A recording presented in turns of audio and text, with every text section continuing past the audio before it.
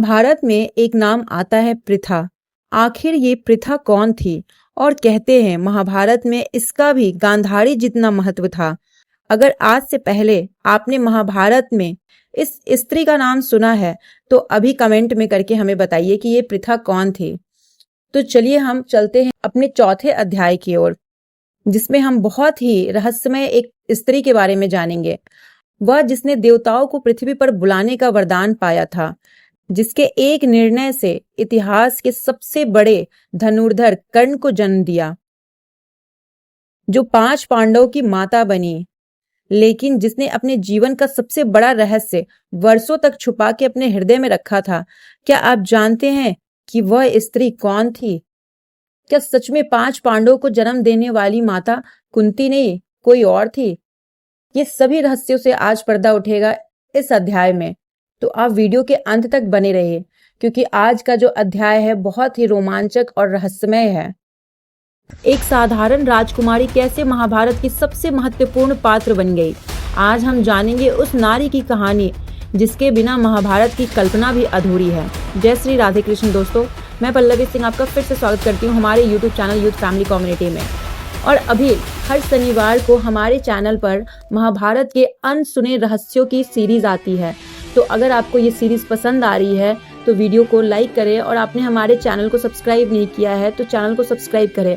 आपका एक कमेंट, आपका लाइक और आपका सब्सक्राइब हमें और भी मोटिवेट करता है इस तरह की वीडियो बनाने के लिए। तो चलिए हम आज के अध्याय को शुरू करते हैं। पिछले अध्याय में हमने देखा था कि हस्तिनापुर का सिंहासन धृतराष्ट्र को नहीं बल्कि पांडव को मिला था।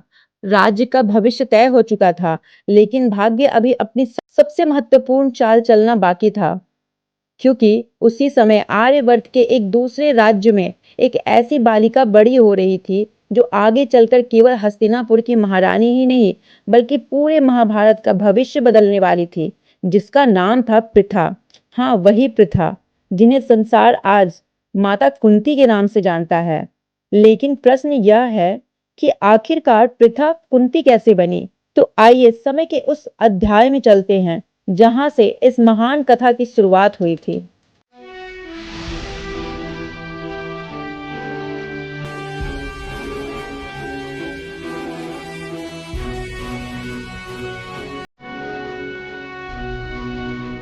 यदुवंश के प्रतापी राजा सूरसेन के महल में एक कन्या का जन्म हुआ। पूरा राजमहल आनंद से भर उठा। ज्योतिषों को बुलाया गया। उन्होंने उस बालिका की जन्म पत्री देखकर कहा, ये कन्या कोई साधारण कन्या नहीं है, इसका जीवन पूरे आर्यवर्त के इतिहास को प्रभावित करेगा। राजा सूरसेन ने उसका नाम रखा पृथा। बचपन से ही पृथा अन्य राजकुमारियों से अलग थी। उन्हें आभूषणों से अधिक आकर्षण था धर्म की बातों में, ऋषि मुनि की कथाओं में और सेवा में। जब भी कोई साधु या अतिथि महल में आता, सबसे पहले दौड़कर उनकी सेवा करने वाली पृथा ही होती।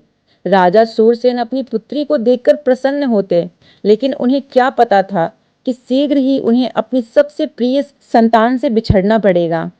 आखिर क्या हुआ था? क्यों पृथा को अपने परिवार से बिछड़ना पड़ा? क्या किसी ने उनका हरण कर लिया था, या क्या हुआ था? ये सभी रहस्य हम आगे जानेंगे। राजा सूरसेन अपनी पुत्री पृथा से अत्यंत स्नेह करते थे, लेकिन एक दिन राजमहल में उनके चचेरे भाई राजा कुंती भोज पधारे। उनके चेहरे पर मुस्कान थी, पर हृदय में एक गहरा दुख छुपा था, क्योंकि उनके पास सब कुछ था, विशाल राज्य, धन, वैभव, सम्मान, लेकिन संतान नहीं थी। कहा जाता है कि बहुत पहले राजा सूरसेन ने अपने भाई को एक वचन दिया था कि यदि उनके घर पहली संतान जन्मेगी तो वे उसे कुंती भोज को सौंप देंगे। राजधर्म में वचन केवल शब्द नहीं होता, वह जीवन से भी बड़ा माना जाता है। समय आ चुका था वचन निभाने का।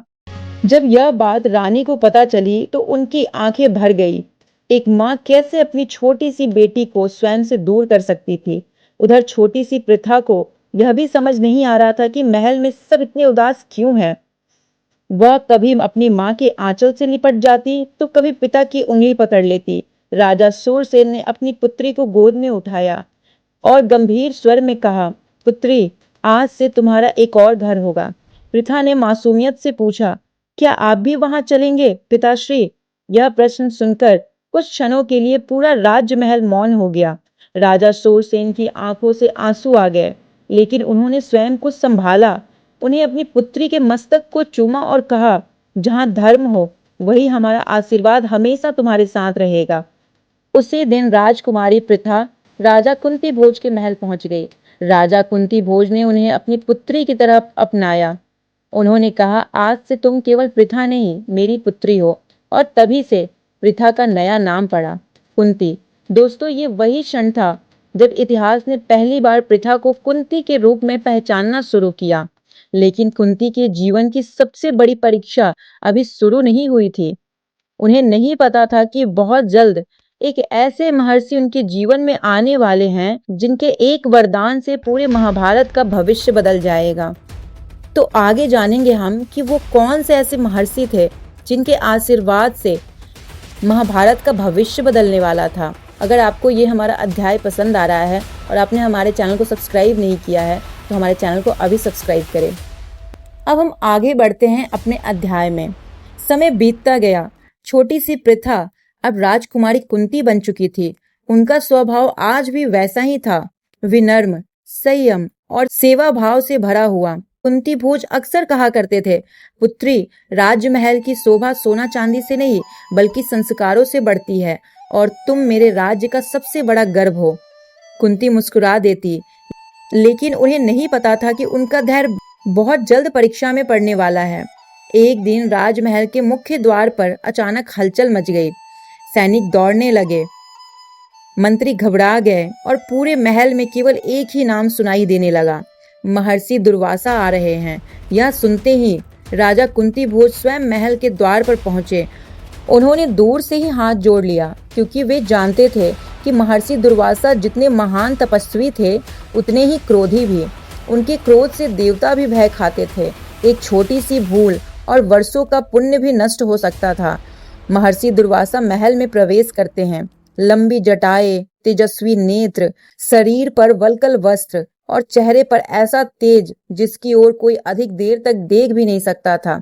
राजा कुंती भोज ने विनम्र होकर कहा, भगवान, यह राज्य आपका है, कृपया हमारे यहाँ निवास कर हमें धन्य कीजिए। महर्षि ने केवल इतना कहा, मैं रुकूंगा, लेकिन मेरी सेवा में तनिक भी कमी हुई तो उसका परिणाम अच्छा नहीं होगा। यह सुनते ही पूरा महल चिंता में डूब गया। कौन करेगा महर्षि की सेवा? एक गलती और भयंकर श्राप निश्चित था। तभी सभा के बीच में एक मधुर स्वर सुनाई दी, पिताश्री, यदि आप अनुमति दे तो मैं महर्षि की सेवा करना चाहती हूँ। सभी की नजर उस ओर मुड़ गई। वहीं थी राजकुमारी कुंती।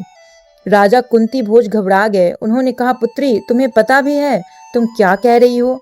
महर्षि दुर्वासा क्षण भर में क्रोधित हो जाते हैं। यदि तुमसे कोई भूल हो गई तो? कुंती ने शांत स्वर में उत्तर दिया, यदि सेवा सच्चे मन से की जाए तो भय का स्थान नहीं रहता पिताश्री। राजा अपनी पुत्री को देखते रह गए। उन्हें लगा जैसे आज उनकी पुत्री नहीं बल्कि स्वयं धर्म बोल रहा हो। उन्होंने अनुमति दे दी। उस दिन से कुंती का जीवन बदल गया। सूर्योदय से पहले उठना, आश्रम की सफाई, जल लाना, फल और कंद जुटाना, भोजन बनाना, महर्षि के वस्त्र धोना, रात्रि तक उनकी सेवा करना। कभी शिकायत नहीं की, कभी थकान का बहाना नहीं बनाया और सबसे बड़ी बात, कभी महर्षि के कठोर स्वभाव का उत्तर कठोरता से नहीं दिया। एक दिन महर्षि ने जानबूझकर परीक्षा ली। उन्होंने भोजन मंगवाया, भोजन परोसा गया।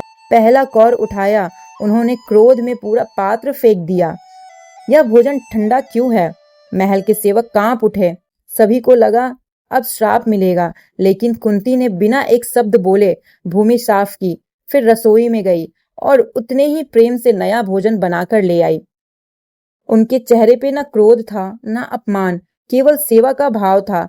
महर्षि दुर्वासा उन्हें ध्यान से देखते रहे, लेकिन इस बार उन्होंने कुछ नहीं कहा।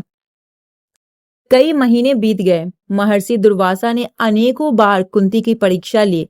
कभी आधी रात को भोजन मांगा, कभी प्रातः काल ही लंबी यात्रा पर चलने का आदेश दिया, कभी बिना कारण कठोर शब्द कहे, लेकिन कुंती के चेहरे पर कभी असंतोष नहीं आया। उनके लिए सेवा ही सबसे बड़ा धर्म था। एक दिन महर्षि दुर्वासा ध्यान से उठे। उन्होंने पहली बार कुंती को स्नेह भरी दृष्टि से देखा। फिर बोला, पुत्री, मैंने जीवन में अनेक राजमहल में निवास किया है, लेकिन तुम्हारे जैसा धैर्य, सेवा, विनम्रता बहुत कम लोगों में देखी है। कुंती ने तुरंत उनके चरण स्पर्श किए। उन्होंने कहा, गुरुदेव, मैंने तो केवल अपना कर्तव्य निभाया है। महर्षि मुस्कुराए, फिर उन्होंने अपनी आंखें बंद की और कुछ दिव्य मंत्रों का उच्चारण किया। पूरा वातावरण बदल गया, मानो स्वयं देव शक्तियां वहां उपस्थित हो। कुछ क्षण बाद उन्होंने कहा, मैं तुम्हें एक दिव्य मंत्र देता हूँ। जब भी तुम किसी देवता का स्मरण करके इस मंत्र का उच्चारण करोगे, वह देवता स्वयं तुम्हारे सामने प्रकट होंगे और तुम्हें अपने समान तेजस्वी पुत्र का वर देंगे। यह सुनकर कुंती आश्चर्यचकित रह गई। उन्होंने जीवन में ऐसा वरदान कभी नहीं सुना था। महर्षि ने आगे कहा, इस मंत्र का प्रयोग अत्यंत सोच समझकर करना। यह केवल साधारण मंत्र नहीं, यह देवताओं को भी बाध्य कर सकता है। इतना कहकर महर्षि दुर्वासा वहां से चले गए। लेकिन उन्हें क्या पता था कि यही वरदान आगे चलकर महाभारत का सबसे बड़ा रहस्य बनने वाला है। महर्षि के जाने के बाद कुंती कई दिनों तक उस मंत्र के बारे में सोचती रही। क्या सचमुच कोई देवता केवल मंत्र उच्चारण से प्रकट हो सकते हैं? क्या यह संभव है? ये सच में हमारे लिए भी सोचना असंभव है। और कुंती भी बिल्कुल यही सोच रही थी जैसे हम सोच रहे हैं। क्या सच में कोई वरदान ऐसा हो सकता है जिसके स्मरण, जिसके उच्चारण से देवता हमारे सामने प्रकट हो जाएं? कुंती के मन में यही भाव चल रहे थे। वो बार बार सोच रही थी कि कोई देवता केवल मंत्र के उच्चारण से प्रकट हो सकते हैं। क्या यह संभव है? वह अभी किशोरी थी, मन में श्रद्धा भी थी और स्वाभाविक जिज्ञासा भी थी। एक सुबह सूर्योदय के समय उन्होंने पूरब दिशा में उगते हुए सूर्य को देखा। उनका तेज, उनकी दिव्यता, उनका प्रकाश, सब कुछ अद्भुत था। अनायास भी उनके मन में विचार आया, क्या महर्षि का वरदान सच है? यही कुंती के जीवन का सबसे महत्वपूर्ण क्षण आने वाला था। दोस्तों, एक छोटी सी जिज्ञासा कभी कभी पूरे इतिहास की दिशा बदल देती है। कुंती को नहीं पता था कि अगले ही क्षण उनके सामने स्वयं सूर्यदेव प्रकट होने वाले हैं और उसी समय महाभारत के सबसे महान योद्धा में से एक कर्ण की कहानी शुरू होगी। लेकिन एक अविवाहित राजकुमारी, समाज, परिवार और एक दिव्य पुत्र, इन सब के बीच क्या हुआ? क्या सचमुच सूर्यदेव प्रकट हुए थे? क्या कुंती ने वही गलती की जिसका बोझ उन्होंने जीवन भर उठाया? इन सभी प्रश्नों का उत्तर मिलेगा महाभारत के अगले एपिसोड में। तो अगले अध्याय के लिए अगर अभी तक आपने हमारे चैनल यूथ फैमिली कम्युनिटी को सब्सक्राइब नहीं किया है तो चैनल को सब्सक्राइब करें, और आपको हमारी ये सीरीज पसंद आ रही है तो लाइक करें, ज्यादा से ज्यादा लोगों तक शेयर करें और एक छोटा सा कमेंट करें ताकि हम ये समझ सके सच में आपको हमारे द्वारा ये अध्याय पसंद आ रहा है। जय श्री राधे कृष्ण, हर हर महादेव। यदा यदा हि धर्मस्य ग्लानिर्भवति भारत अभ्युत्थानमधर्मस्य तदात्मानं सृजाम्यहम्।